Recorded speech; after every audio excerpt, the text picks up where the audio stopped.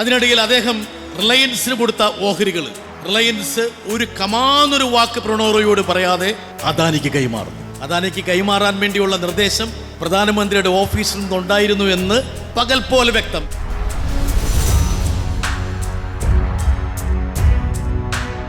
എന്തുകൊണ്ടാണ് കേരളത്തിലെ മാധ്യമങ്ങൾ ചർച്ച ചെയ്യാതിരിക്കുന്നതിന് കാരണം? അവിടെ പ്രതിസ്ഥാനത്ത് നിൽക്കുന്നത് എൻഫോഴ്സ്മെന്റ് ഡയറക്ടറേറ്റ് എന്ന് പറയുന്ന ഒരു ഏജൻസി ആയതുകൊണ്ട് അദ്ദേഹത്തിന് അമേരിക്കയിൽ നിന്ന് ലഭിച്ച നിക്ഷേപം, ആ നിക്ഷേപത്തിന് ഒരു ചൈന ബന്ധമുണ്ട് എന്ന് കേന്ദ്ര സർക്കാർ ആരോപിച്ചു. യഥാർത്ഥത്തിൽ എന്തായിരുന്നു സംഭവം? കർഷക പ്രക്ഷോഭം നടക്കുമ്പോൾ രാവും പകലും റിപ്പോർട്ട് ചെയ്യാനുള്ള തൻ്റെ ഇടം കാണിച്ച അപൂർവം മാധ്യമങ്ങളിൽ ഒന്ന് ഈ ന്യൂസ് ക്ലിപ്പ്. പൗരത്വ ഭേദഗതിക്കെതിരെയുള്ള പ്രക്ഷോഭം നടക്കുമ്പോൾ അത് കവർ ചെയ്യാനുള്ള തൻ്റെ ഇടം കാണിച്ച ഏക മാധ്യമം. കോവിഡ് കാലത്ത് കേന്ദ്ര സർക്കാർ നിഷ്ക്രിയമായപ്പോൾ അതിനെ തുറന്നു കാണിക്കാൻ വേണ്ടി വാർത്തകൾ എഴുതിയ ഒരു മാധ്യമം. എല്ലാ ചാനലുകളും 2014 ശേഷം ഹിസ് മാസ്റ്റേഴ്സ് വോയിസ് നരേന്ദ്രമോദിയുടെ മുഖ്യ സന്ദേശവാഹകരായി പരിണമിച്ചപ്പോൾ ഒരു സ്വതന്ത്ര മാധ്യമ പ്രവർത്തനത്തിന്റെ ഒരു വിദൂര തലമെങ്കിലും പ്രകടിപ്പിക്കാൻ വേണ്ടി തന്റെ ഇടം പ്രണോയ് റോയിയും NDTV കാണിച്ചു ഒറ്റ കാരണത്താൽ NDTVക്കെതിരെ കേസെടുക്കും. CBI ഡൽഹി ഹൈക്കോടതിയിൽ അപേക്ഷ സമർപ്പിക്കുന്നു. 7 വർഷത്തെ ഞങ്ങളുടെ അന്വേഷണം കൊണ്ട് ഞങ്ങൾക്കൊരു കാര്യം ബോധ്യമായി, പ്രണോയ് റോയ് ഒരു കുറ്റവും ചെയ്തിട്ടില്ല. കേന്ദ്ര സർക്കാരിനെ ചെറുവിരലരക്കാനുള്ള ഒരു തന്റെ ഇടം കാണിച്ച ഒരു സ്ഥാപനം ഇനി തിരിച്ച് നമ്മുടെ മാധ്യമ ഭ്രമണപഥത്തിലേക്ക് മടങ്ങി വരുമോ? ഇന്ന് ഇന്ത്യയുടെ മുഖ്യധാര മാധ്യമങ്ങൾ നോക്കുക. കഴിഞ്ഞ ദിവസം ഡൽഹി ഹൈക്കോടതി ഒരു വിധി പ്രസ്താവിച്ചു. പ്രബീർ പുർക്കാസ്തയുടെ ന്യൂസ് ക്ലിക്കിനെതിരെ മോഡി സർക്കാർ സ്വീകരിച്ച നടപടി ഒരു തരത്തിലും ന്യായീകരിക്കാൻ കഴിവുള്ളതല്ല, ദുരാരോപണങ്ങളുടെ ഒരു ഘോഷയാത്രയായിരുന്നു എന്ന് ഡൽഹി ഹൈക്കോടതി വിധി എഴുതി. കേരളത്തിൽ എത്ര മാധ്യമങ്ങൾ അത് ചർച്ച ചെയ്യാൻ തയ്യാറായി? എന്തുകൊണ്ടാണ് കേരളത്തിലെ മാധ്യമങ്ങൾ ചർച്ച ചെയ്യാതിരിക്കുന്നതിന് കാരണം? അവിടെ പ്രതിസ്ഥാനത്ത് നിൽക്കുന്നത് എൻഫോഴ്സ്മെന്റ് ഡയറക്ടറേറ്റ് എന്ന് പറയുന്ന ഒരു ഏജൻസി ആയതുകൊണ്ട് തങ്ങളുടെ സഹപ്രവർത്തകനായ അല്ലെങ്കിൽ തങ്ങളുടെ തന്നെ സഹസ്ഥാപനമെന്ന് പറയുന്ന ഒരു ഡിജിറ്റൽ മാധ്യമത്തിൻ്റെ തലവനെ ഒരു കാരണവുമില്ലാതെ അറസ്റ്റ് ചെയ്ത് 7 മാസം തീഹാർ ജയിലിൽ പാർപ്പിക്കുക. എന്തായിരുന്നു പ്രബീർ പുർക്കാസ്തയ്ക്കെതിരെയുള്ള ആരോപണം? അദ്ദേഹത്തിന് അമേരിക്കയിൽ നിന്ന് ലഭിച്ച നിക്ഷേപം, ആ നിക്ഷേപത്തിന് ഒരു ചൈന ബന്ധമുണ്ട് എന്ന് കേന്ദ്ര സർക്കാർ ആരോപിച്ചു. പണം വന്നത് അമേരിക്കയിൽ നിന്ന്, അമേരിക്കൻ ബാങ്കിൽ നിന്ന് വന്ന പണം റിസർവ് ബാങ്കിൻ്റെ അനുമതിയോടെ ഇന്ത്യൻ ബാങ്കിൽ വന്നു. കേന്ദ്ര സർക്കാരിൻ്റെ നിക്ഷേപ നയപരിപാടിയുടെ ഭാഗമായിട്ടുള്ള ഒരു നിക്ഷേപം സ്വീകരിക്കൽ. പക്ഷേ കേന്ദ്ര സർക്കാർ പറഞ്ഞു, എൻഫോഴ്സ്മെന്റ് ഡയറക്ടറേറ്റ് പറഞ്ഞു, ഡൽഹി പോലീസ് പറഞ്ഞു, ഇതിനൊരു ചൈന ബന്ധമുണ്ട്. അബ്സ്ട്രാക്റ്റ് ആണ്. യഥാർത്ഥത്തിൽ എന്തായിരുന്നു സംഭവം?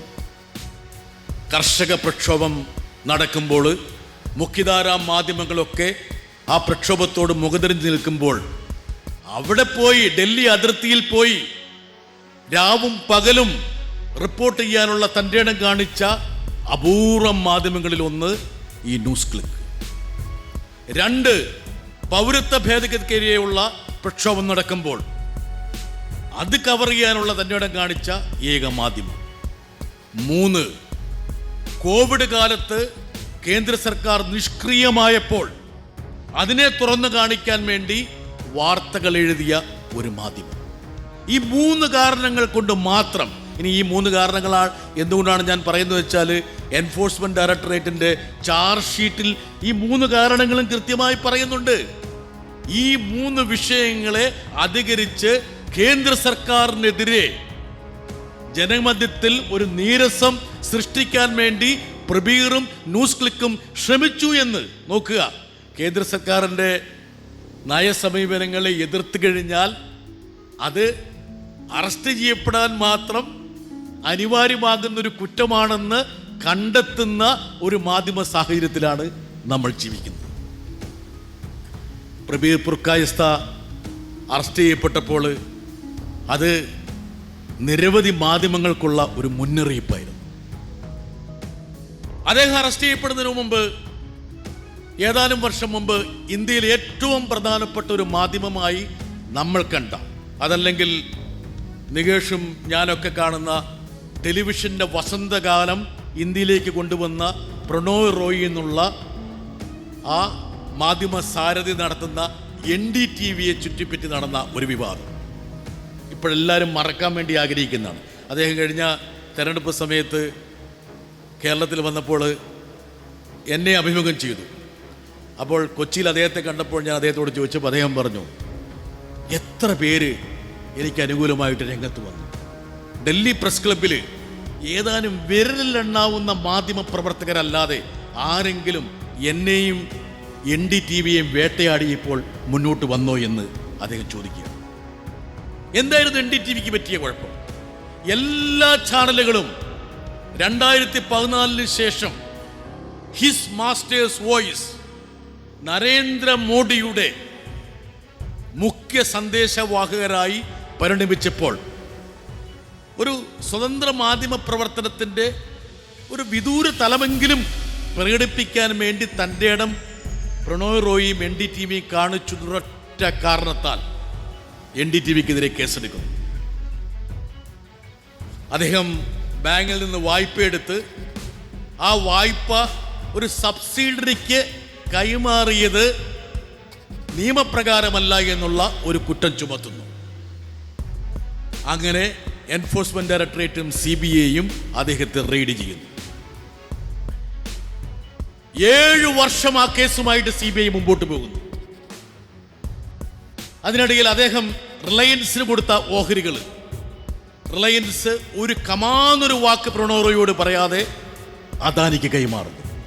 അദാനിക്ക് കൈമാറാൻ വേണ്ടിയുള്ള നിർദ്ദേശം പ്രധാനമന്ത്രിയുടെ ഓഫീസിൽ നിന്നുണ്ടായിരുന്നു എന്ന് പകൽ പോലെ വ്യക്തം. ഹിരൺ ജോഷി എന്നുള്ള ഒരു ഉദ്യോഗസ്ഥന്റെ നിർദ്ദേശപ്രകാരം റിലയൻസിന്റെ കയ്യിലുണ്ടായിരുന്ന NDTVയുടെ ഓഹരികൾ ഒരു സുപ്രഭാതത്തിൽ അദാനിയുടെ കയ്യിലേക്ക് മാറും. അത് കഴിഞ്ഞ് പ്രണോയ് റോയിക്ക് ഒരു കാര്യം മനസ്സിലായി, ഈ സ്ഥാപനവുമായിട്ട് മുമ്പോട്ട് പോയാൽ കാരാഗ്രഹമായിരിക്കും എൻ്റെ വിധി എന്ന് അദ്ദേഹം തിരിച്ചറിഞ്ഞു. അതിനുള്ളൊരു സൂചന അവർ കൊടുത്തു. എന്താണ്? അദ്ദേഹവും അദ്ദേഹത്തിൻ്റെ ഭാര്യയും കൂടി വിദേശത്തേക്ക് പോകാൻ വേണ്ടിയിട്ട് മുംബൈ വിമാനത്താവളത്തിൽ നിന്ന് വിമാനം കയറുന്ന സമയത്ത് രണ്ടുപേരും വലിച്ച് പുറത്തേക്ക് കൊണ്ടുപോയി. നോക്കുക, ഇന്ത്യയിൽ ടെലിവിഷന്റെ വസന്തകാലം ആരംഭിച്ച ഇന്ത്യയിലെ ഏറ്റവും ശ്രദ്ധേയനായ ഒരു മാധ്യമ പ്രവർത്തകനെ ആയിരക്കണക്കിന് യാത്രക്കാരുടെ മുമ്പിൽ വെച്ച് അക്ഷരാർത്ഥത്തിൽ അദ്ദേഹത്തെയും അദ്ദേഹത്തിന്റെ സഹധർമ്മിണിയെയും വിമാനത്തിൽ കയറുന്ന തടഞ്ഞുകൊണ്ട് വലിച്ചു പുറത്തേക്ക് കൊണ്ടുപോകും. അതോടുകൂടി അദ്ദേഹത്തിന് ഒരു കാര്യം ബോധ്യമായി, ഈ പോരാട്ടത്തിൽ താൻ നേരിടുന്ന ശത്രു എന്ന് പറയുന്നത് 1-2 വ്യക്തികളല്ല, സാമ്രാജ്യം പോലെ നിൽക്കുന്ന ഈ ഭരണകൂടമാണെന്ന് അദ്ദേഹം തിരിച്ചറിഞ്ഞു. അദ്ദേഹം അവശേഷിക്കുന്ന തൻ്റെ ഓഹരികൾ കൈമാറി NDTV ഉപേക്ഷിക്കുന്നു. അങ്ങനെ NDTV ഉപേക്ഷിച്ച ശേഷം 7ാമത്തെ വർഷം CBI ഡൽഹി ഹൈക്കോടതിയിൽ ഒരു അപേക്ഷ സമർപ്പിക്കുന്നു.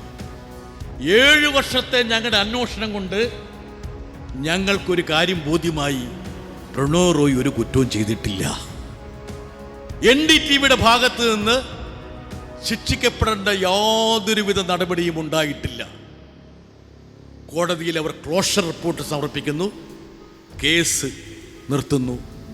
പ്രണോയ് റോയ് ചോദിക്കുന്നു, ഞാൻ 7 വർഷം എന്നെ വേട്ടയാടിയവരെന്തിനു വേണ്ടിയാണ്? ഈ വേട്ടയാടലിന്റെ പരിണിത ഫലമായിട്ട് ഞാൻ ഉപേക്ഷിച്ച എൻ്റെ സ്ഥാപനം എനിക്ക് തിരിച്ചു കിട്ടുമോ? ഇന്ത്യയിൽ കേന്ദ്ര സർക്കാരിനെ ചെറുവിരലരക്കാനുള്ള ഒരു തൻ്റെ ഇടം കാണിച്ച ഒരു സ്ഥാപനം ഇനി തിരിച്ച് നമ്മുടെ മാധ്യമ ഭ്രമണപഥത്തിലേക്ക് മടങ്ങി വരുമോ? ഇല്ല. എങ്ങനെയാണ് നമ്മുടെ മാധ്യമ ലോകം നിയന്ത്രിക്കപ്പെടുന്നത്? ഒരു വഴിക്ക് സാമൂഹ്യ മാധ്യമങ്ങളെ ബിഗ് ടെക് കമ്പനികൾ എങ്ങനെയാണ് ദുരുപയോഗിക്കുന്നത് എന്നതിൻ്റെ മറുവശമാണ് ഞാൻ നേരത്തെ സൂചിപ്പിച്ച ഈ മുഖ്യധാരാ മാധ്യമങ്ങളുടെ മുകളിലുള്ള നിയന്ത്രണം.